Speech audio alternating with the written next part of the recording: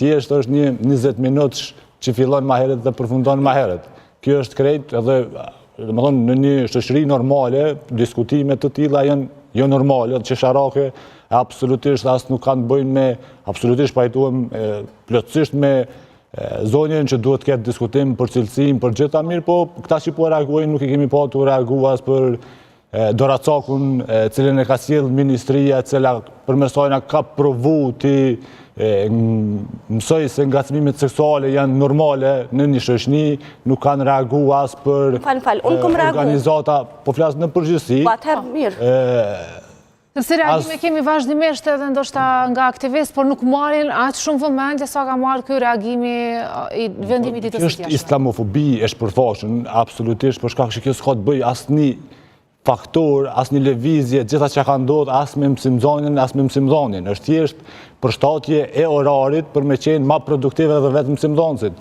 Nëse mësimdhënësi është agjerueshëm, një gru, tash shkalojmë e kryesisht në arsim të punësuara janë gratë, nana të cilat domethënë po provojnë mos me leju që gjatë kohës të iftarit me qenë në shtëpi me familjet e tyre dhe me fëmijën e tyre për me organizu një jetë që është 30 ditë. Ashtu thema dhe të rolet gjinore përveç se te feja. Mirë, më falë, Aulon, sepse rikthemi pas pak, vetëm dua ta inkuadroj gjithashtu dhe Agonin, sepse më duhet ta liroj më herët dhe Agoni ka reaguar.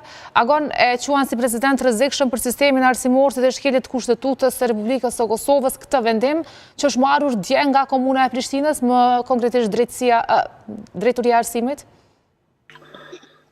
Po, përshëndetje të gjithëve edhe një herë.